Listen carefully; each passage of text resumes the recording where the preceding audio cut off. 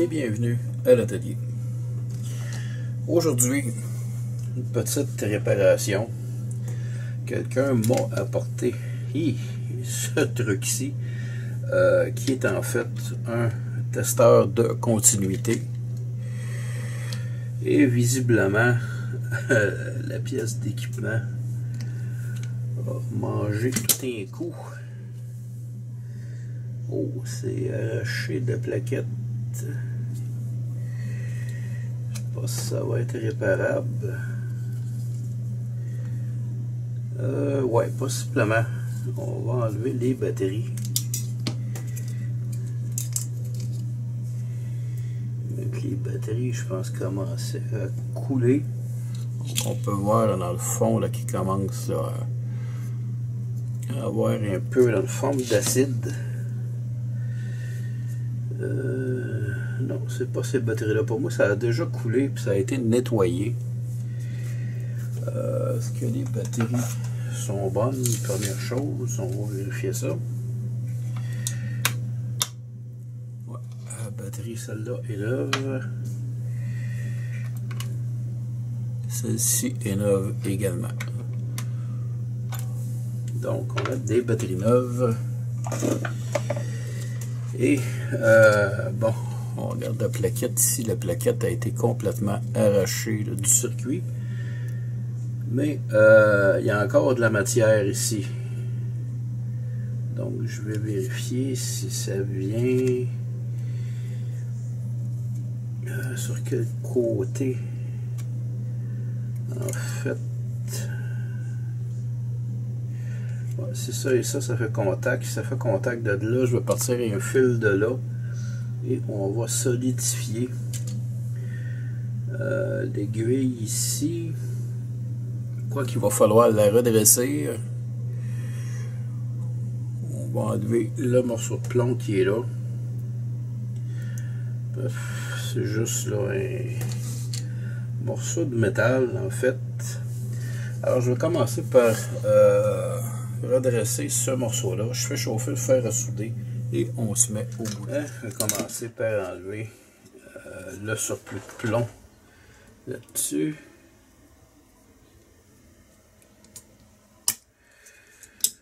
Ça va chauffer là, cette affaire-là.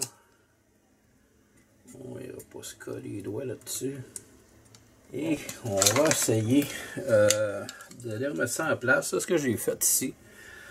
J'ai enlevé l'espèce de protecteur qu'il y avait là, sur le circuit. Donc c'est une espèce de liquide qu'on va mettre pour empêcher là, la corrosion. Fait que je vais essayer de souder. Évidemment, je vais rentrer là, mon aiguille ici. On va souder autour. On va essayer d'aller la solidifier en dessous. Puis ensuite, je remettrai l'autre chose là, pour le protéger. Donc, on va y aller avec... C'est à ça que ça sert les... On essaie ici. Donc, les mini pinces, ça sert à manipuler des trucs comme celui-ci.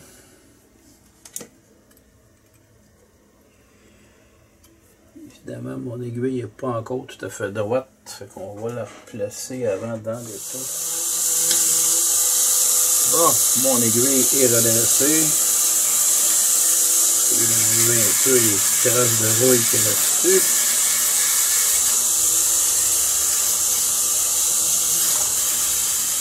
Donc ici, j'ai enlevé le revêtement protecteur qui était par-dessus en fait là, la partie conductrice du circuit. Donc on voit que c'est une espèce de cuivre. Donc si j'avais voulu souder directement là-dessus, ça n'aurait pas fonctionné. On va placer l'aiguille ici. On va tenter. Si j'ai... je pense qu'il en reste un peu. On va mettre de la pâte à souder là-dessus. Il en reste un peu dans le fond. Donc ça va faciliter la soudure. Donc ça va faire en sorte là, que mon plomb colle davantage. Donc, on va commencer par ça. Ouais, ça y va.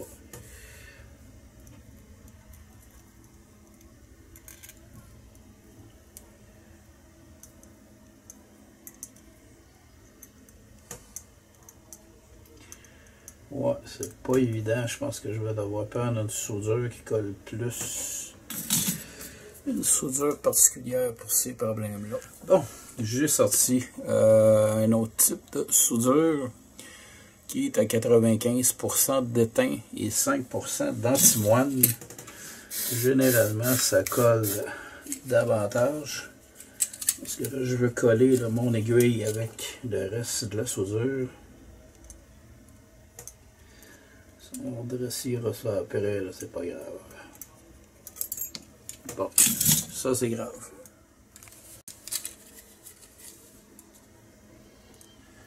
Bon, maintenant on va faire le dessous. Évidemment, il faut que l'aiguille reste là, en place sur le circuit. Donc même avant, je pense qu'on va y remettre un petit peu là, de pâte, ça va le nettoyer.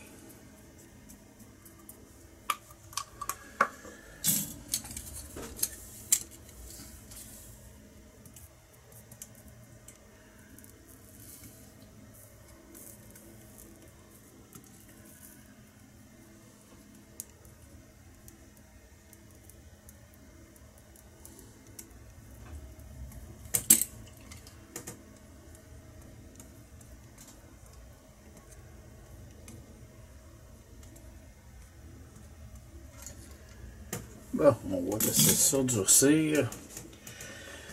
Ensuite, on va nettoyer la plaquette.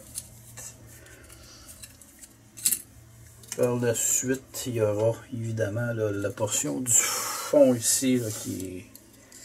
On voit que l'acide a coulé là-dedans. On va nettoyer ça. Bon, un petit peu de contact cleaner là-dessus.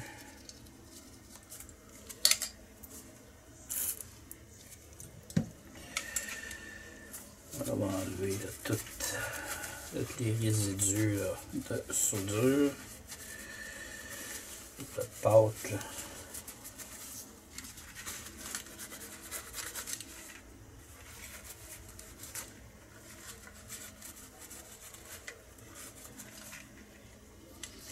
L'aiguille est bien solide. Qu'on va maintenant procéder. Je pense que je vais y aller directement au contact cleaner aussi. Dans ce cas-là. Donc on va sortir un Q-tips.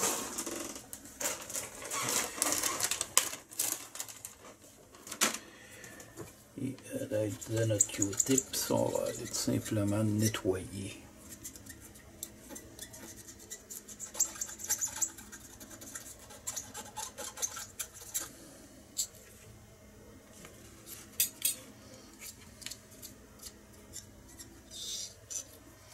Bon, ça c'est bien beau.